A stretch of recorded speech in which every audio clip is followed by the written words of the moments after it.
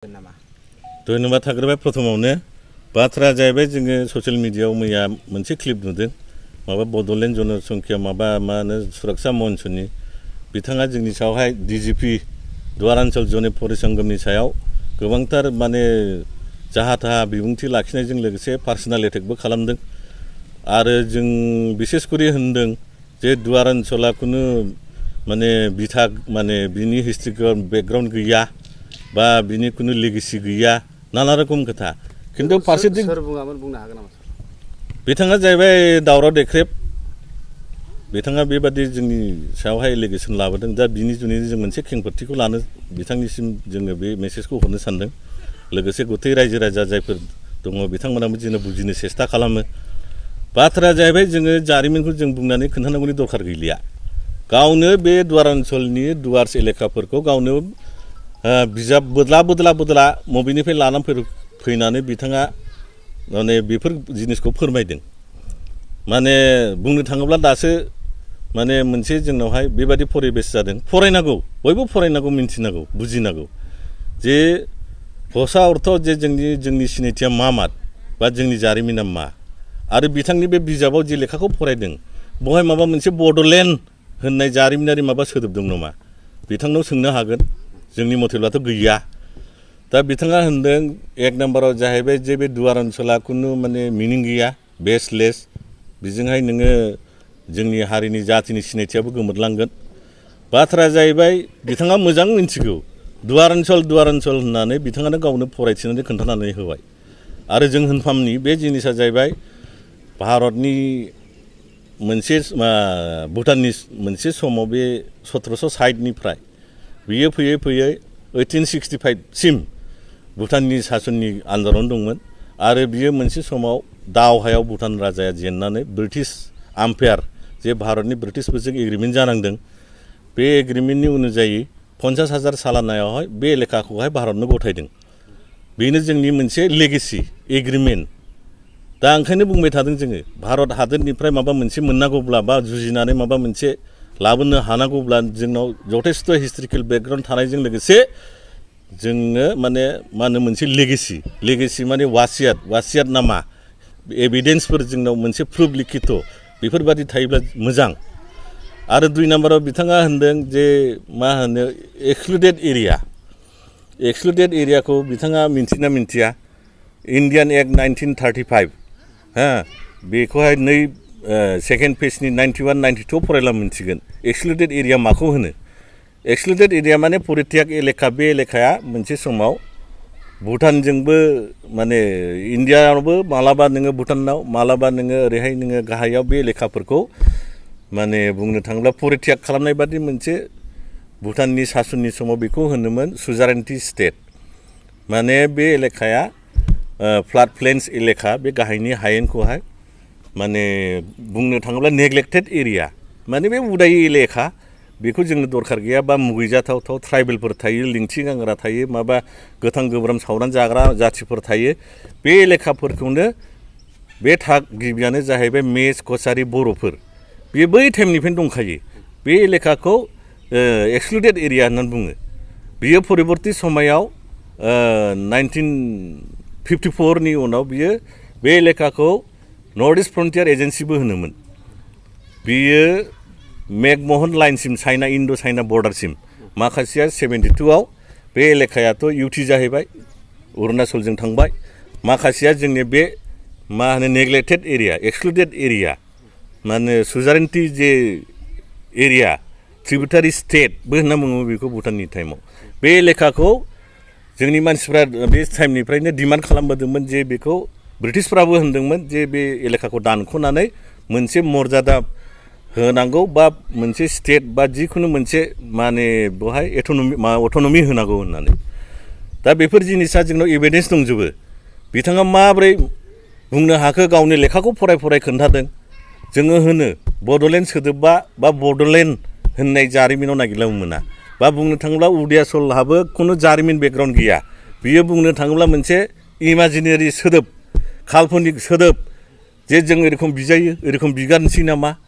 बिनि सिगां नोंथांमोना मिन्थिनो हागौ हमलेण्डबो बिदोंमोन थिग बेबादिनो बड'लेण्ड सोदोबा खिन्थु बर' बड' सोदोबा 1847 आव B.H. हेडसन होननाय सासे लिटारेसि लिरग्राया मोनसे एसेआव लिरदोंमोन जे कच काछारि बर'फोरखौ बड'बो होननाय जायो होननानै खिन्थु बे टाइमनिफ्रायनो जुदुनाथ खाख्लारिमोना बिथांनि बेरेखायै गोख्रोङै होनदोंमोन बे जिनिसा जानो मोना मानोना जोंनि अरिजिन सिनायथिया डुवार्स एलेकायाव थाग्राया कच काछारि बे मा होनो बे किंडमनि एलेकायाव जे जोंनि सिनायथिया गोमाहैगोन आरो बेखौ एखुथायै मोनसे सासननि जुनैसो जोङो भारत सरकार बा बे टाइमाव ब्रिटिश रिजिमनाव बिसोरो डिमान्ड खालामदोंमोन दा जोंनि मानसिफ्रा हिस्ट्रिखौ मिन्थिनानैबो जुदि मिन्थियै जुदि खालामोब्ला गोरों गोराफ्रानो जुदि बारस'नानै गोदाव सोराव दिन्दां फेरदां लामाजों जुदि दैदेननो नागिरोबा बे मालाबाबो जानाय नङा ओंखायनो जों होनदों आरो आंखौ पार्सनेल एटेकबो खालामदों मोजां दैदेनगिरि मानसिया मालाबाबो पार्सनेल एटेक खालामा जों बेफोरनि जुनै टाइमबो गैया नांलायनांगौनि सम गैया जों कनफ्लिक्टखौबो लुबैया मानोना जोङो रायजो राजाफोरखौ गोबां बुजायनांगौ खोथा दं दैदेनलांनांगौ खोथा दं आरो 3 नाम्बार बाथ्राया जाहैबाय लेंगुइस्टिक बेसिसखौ होनदों बिथाङा नो डाउट लेंगुइस्टिक बेसिसआ दरखार आरो जोङो होनदों जे दुवारान्चल जायोब्ला जे अफिसियेलि जोंनि दुवारान्चल लेंगुवेजआबो बड' लेंगुवेजआनो जागोन नो डाउट आरो लोगोसे बेखौबो क्लियार खालामनो नागिरदों जोङो दुवारान्चल जायोब्ला मालाबाबो नोंनि 6 सिडुल एरिया बिटिसि बिटिआरआ मालाबाबो खहा जाया एक इंसिबो थाया खहा जाया जेरखम गुबुन गुबुन स्टेटआव मेघालयनि आन्दाराव गार' हिल्स जयन्तिया हिल्स खासिफुल हिल्सफोर दङ 6 सिडुल एरियाफोर दङ आसामनि सिङाव जों जेरखम बिटिसि बिटिआर 6 सिडुल एरिया बे दुवारान्चल रायजोनि सिङाव प्रदेशनि सिङाव 6 सिडुल एरियाबो अरायसम थागोन आरो बड'लेण्ड सोदोबा बिटिसि बिटिआरआव हाबदों होनदों बिथाङा हाबखानाय बेजों थांब्लानो जों रायजोखौ मोनो खिन्थु जों बुङो बियो 6 सिडुल एलेखा काउन्सिल एलेखा अट'नमास काउन्सिल बेखिनि बेफोर एलेखाफ्रावल' प्रযোज्य जायो बियो इउटि स्टेट होनोब्ला नोंनिया आर्टिकेलाव थांनांगौ 1956 एसआरसिआव रेक्टिफाइ जानांगौ संशोधन जानांगौ बा बे 1956 नि जे एसआरसि मथे नोङो फल' खालामथारनांगोन बेहाय लेंगुइस्टिकखौथ' मेन बेसिस लादों क्रिएशन अफ बा रिअर्गनाइजेशन अफ स्टेट लोगोसे बे 1956 नि बिबुंथिया मोननै बाथ्राखौ क्लियार खालामदों मोनसेया जाहैबाय रिजेक्टेड वान लेंगुवेज बाय वान स्टेट बा रिजेक्टेड वान कास्ट वान स्टेट बेखौबो क्लियार खालामदों आरो 2 नाम्बार खोथाया जाहैबाय जे जोंनि जे लेंगुवेज थिग रायजो बिनो थांदों लेंगुइस्टिक लाइन बिनि डिफिनिसन अर्थ मिनिं नमेनक्लेचारा मा जायो परिभाषाया मा जायो जों बेखौसो होनदों जे बड'लेण्ड होननाया मा जादों बड'फोरनि मोनसे रायजो देश बर'निनो गासिबो आधार कास्टआ मोनजा दा मोनजा जोंनो मेन माने मास्टार रेस मोनसे जाथिल' बेबादि नमेनक्लेचारजों मोनसे भारत हादराव दायो गोदान रायजो जाला बे जिनिसखौसो जों बुजायनो सानदों जेरखम हमना लादो अरुणाचल माने लैंड ऑफ सनराइजिंग जिस दिशा से सूरज उगता है उसी दिशा को अरुणाचल कहता है वो थाग्रा जातिफ्राथ' नोङो आबर थाबर मा होनो अफला दफलाफोरसो बेनि उनाव थांदो नोंथांमोना मणिपुर मा रोखोमै रायजो जादों बे जिनिसखौसो जों बुजायनो सानदों नर्थ इस्टनि मणिपुरनि मानिया जाहैबाय बिनि नमेनक्लेचार परिभाषा मिनिं अर्थ डिफिनिसना मा होनदों बिनि मानिया जाहैबाय नोङो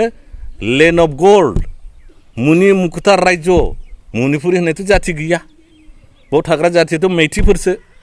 बिनि उनाव थांदो नोङो मेघालय माने बिनि डिफिनिसना मा बिनि मानिया जाबाय बादलंकि रायजो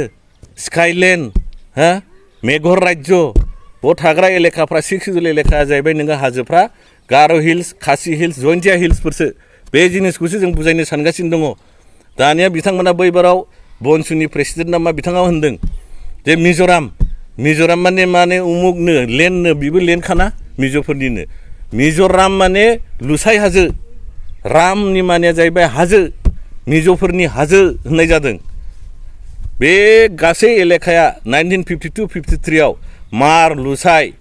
ओमफ्राय नोङो बेफोरबादि एलेखाखौ लानानै काउन्सिल दङमोन 1952 मोनदों बिथांमोना काउन्सिल बियो परबर्ती समायाव फैनानै 1954 आव मिज'राम होननानै मोनसे हाजोनि नामै लुसाइ हाजो गत्तै हिल्स एलेखाखौ लानानै मिज'राम होननानै बिसोरो परबर्ती समायाव प्रजेक्ट खालामदों थारमाने 1956 एसआरसि बे एसआरसिनि सिगां बेनो जाहैबाय बिसोरनि लेगेसि बिसोरहा मोनसे लेगेसि जाबाय दानिया फैदो नागालेण्ड बिथांमोना नागालेण्डनि खोथाखौ सोंबाय थाथारो नागाहा 1947 26 जुनाव 9 पइन्ट एग्रिमेन्ट दं भारत स्वाधीन जानायनि 2 मास सिगां बेनो लेगेसि जों दहायनिफ्रायनो होनबाय थादों मोनसे भारतनिफ्राय माबा मोनसे मोनथाय मोननो नांगौब्ला हिस्ट्रि बेकग्राउन्डजों लोगोसे नोंने सलिड लेगेसिबो थानांगौ जायनि जुनै नागाफ्रा बिसिनाव 100% जनसंख्यामोन 17 बिसिनावहाय माने ट्राइब नागाफोर फैयै फैयै 1963 आव बिसोरनो फुरनांगौ 2 लाख जनसंख्याव होनांदों दानिया थांदो त्रिपुरानि माने मा बिनि डिफिनिसना अर्थ मा त्रिपुरा माने नियार बाय वाटार थै माने वाटार पुरा माने खाथिनि नियार बाय वाटार बेखौ नोङो माणिक्य डाइनेस्टिनिफ्राय लानानै थैफ्रा खान्दानिफ्राय लानानै 1949 आव मार्जारसो जादों बे मोनसे प्रिन्सलि स्टेट बेखौ कान्चन प्रभा देबिया सामिल खालामदों फिसालाथ' नाबालक जाहैबाय साइन होनो हाया हिनजावा बेखौ साइन होनानै मार्जार खालामदों बे टाइमावनो सिग्रेट होदों मर्यादा त्रिपुरानो बिनि परिबर्ती समाय ओरैहाय नोंथांमोना नायनो हागोन बांगाल वेस्ट बेंगल बियो बे अफ बेंगल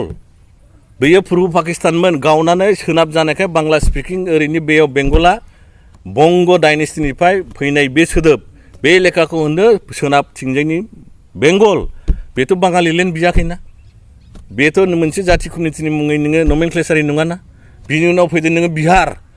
बिहार माने मठ मन्दिरों का स्थान मठ मन्दिरों का प्रदेश जेरखम सत्संग बिहार पवित्र तीर्थ स्थानों का स्थल होननाय जादों बाव थाग्रा जाथि स्पिकिंआ जाहैबाय भोजपुरि बिनि उनाव फैदो उड़िसानि माने मा बिनि डिफिनिसन अर्थ मा ना हारसिंल' राहा बिनाय जादों ना रायजो उड़िसा होननाय जादों बिनि मानिया जाहैबाय फार्स्ट रे अफ द डाउन ना बुंदों सूरज की पहले किरण बेखौ होनो उड़िसा सान ओंखारनायनि मोनसे प्रथम किरण बुजिबाय बिनि उनाव फैदो नोंथांमोना मध्य प्रदेश माने मिडिल अफ द प्रदेश स्टेट बिनि उनाव उत्तर प्रदेश साहा खोन्दोनि प्रदेश उत्तराखंड साहा खोन्दोनि खंड उत्तराखंड माने टुकरा बिनि उनाव फैदो हिमाचल माने हिम का राज्यो बरफनि राज्यो आइसलेण्ड आरो बे प्रदेशनि नामा जाबाय मोनसे देवभूमि दानिया फैदो नोङो हारियाना जाहैबाय मोनसे आसरित धरनर मोनसे माने थाखमाग्रा बा थाग्रा स्थान हारियाना माने हर शिव महादेव बिनि फिसालानि थाग्रा स्थान दानिया थांदों नोङो गुर्जार माने गुर्जारफोरनि देश दानिया थांदों नोंथाङा महाराष्ट्र माने महान राष्ट्र दा बेफोरबादिसो रायजो जायो जायनि जुनै जों होनगासिनो दङ मोनसे नमेनक्लेचार जे जों रायजोखौ प्रजेक्ट खालामदों जों जे बिनो थांदों बिनि डिफिनिसन अर्थ मिनिङा मा जायो साउथआव थांदों केरेल माने नारेंखलनि रायजो बुंनो थाङोब्ला बिसोरनि मोनसे मान्यता दङ जे गड्स आउन लेन्ड बा सागरनिफ्राय ओंखारनाय हा थुख्रा होनदों बिनि उनाव फैदो तामिलनाडु माने तामिलफोरनि निबासस्थान बा बियो मोनसे तामिलफोरनि देश दा बेफोरबादि भारतखौ गत्तै सालिजारि खालामनानै नायजोबोब्ला नोंथांमोना नुनो मोनगोन मोनसे कमिउनिटि जाति बेसिसनि मुङै बंस फेमिलिनि नामै लेन्ड एलटमेन्ट दानि भारत हादराव जाया आरो जेसेबां इउनियन टेरिटरि दं 9टा इउनियन टेरिटरि दं मोनसेबो मोनसे जाति कमिउनिटि बेसिसनि मुङै गैया जेरखम हमना लादो नोङो चन्डीगढ़ माने चान्दिनि खिला जेरखम फर्ट लाल किल्ला बेफोरबादि नामाकरणजों दाजानाय जादों दा जोङो ओंखायनो होनदों रायजो राजाफोरखौ गोबां बुजिनांगौ खोथा दं आरो बे 27 जानुवारि 2020 आव जे कमप्रेहेन्सिभ फाइनाल सलुसन जादों बियो ओरैनो होदलाबायजानाय नङा भारत सरकारा सालिजारि खालामनानै नायजोबनानै मानोना बे लेंगुइस्टिक बेसिसाव मोनसे जाति कमिउनिटि बेसिसनि लेन्ड बा नों जिखुनु सोदोब जे नोंनि जातिनि मुङै बिनिया बे काउन्सिल एलेकायावल' प्रযোज्य जायो बे इउटि इउनियन टेरिटरियाव जाया बहाय नोङो थांनांगौब्ला 1956 एसआरसिखौ फल' खालामथारनांगौ बे बाथ्राखौसो जों बुंगासिनो दङ आरो बिथांमोना होनदों दावराव देखायबा माबा पान्जाब जातिनो माबा जातिनो पान्जाब माने पांच नदियों का जाबर पांच नदियों की बहता हुआ धारा बे दैया जाहैबाय सेरसा सेनाब बियास रबि बेखौ होनो पान्जाब दुवारान्चल जुदि बे नामाकरणजों जुदि बिनो थाङोब्ला नमेनक्लेचारजों अन्य जाति कमिटिफ्राबो गोख्रै सापर्ट होगोन लोगोसे थैनिबो ब्लाडनि सिगनेचार होलायगोन थारमाने बिथांमोना एक्सेप्ट खालामखाबाय जे बे जिनिसा जानो थांगासिनो दङ बेखौ होबथानो हानांगौआ रावनिबो दल संगठननि गोहो गैया ओंखायनो जों बुंदों जोंनो दिल्लीसिमबो सहैखाबाय इभेन जोङो भुटान राजाखौबो आह्वान खालामनो सानगासिनो दं खुसखावा सोलिगासिनो दं मानोना भुटान राजा मिथिथारगौ बे एलेखा जोंनिसो ओरैहाय नोङो मा होनो कुचबिहार डायनेस्टिनि अनन्त राय बिथाङा खुगा सिगासिनो दङ हम अपील करता है कि भूटान राजा हमें संग देना पड़ेगा जैसे भी एक शब्द होने से भी बोलना पड़ेगा क्योंकि आपको पता है ये इलाका किसका है ये 18 द्वार जो भी आपने भारत सरकार को दिया था बे लेखाफ्रा भूटान सरकारा गासिबो मिन्थिजोबगौ आरो जोंजों मोनसे मोजां रिलेसन दङ भूटान राजा निसय हेल्प खालामगोन जोङो आपिल खालामो दिल्लीयाबो खोनासंनांगोन आरो जोंनि रायजो मोननाया खाथां ओंखायनो रायजो राजाफोरनिसिम खावलायनाय गासिबो ज' ओंखारनानै बे D.J.P दलाव लोब्बा लानायजों लोगोसे दुवारान्चल मुभमेन्टआव गासिबो बाहागो लानांगौ बेखौ खावलायनानै आंनि बिबुंथिखौ बुंनो फोजोबनाय जाबाय শ্ৰদ্ধাৰ কোকৰাঝাৰবাসী জনগণ ইয়াৰ দ্বাৰা কোকৰাঝাৰ পৌৰসভাৰ অন্তৰ্গত অঞ্চলত বসবাস কৰা জনগণলৈ এটা জৰুৰী ঘোষণা আগবঢ়োৱা হৈছে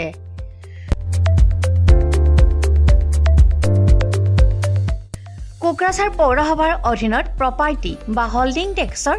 সেলফ এছেছমেণ্ট আৰু ৰি এছেছমেণ্টৰ কাম পূৰ্ণ গতিত চলি আছে যিসকলে এতিয়াও সেলফ এছেছমেণ্ট বা ৰি এছেছমেণ্টৰ কামবোৰ সম্পূৰ্ণ কৰা নাই তেওঁলোকলৈ আমাৰ বিনম্ৰ অনুৰোধ আপোনালোকে অতি সোনকালে অনলাইন যোগে সেলফ এছেছমেণ্ট আৰু ৰি এছেছমেণ্টৰ কামসমূহ সমাধান কৰি লওক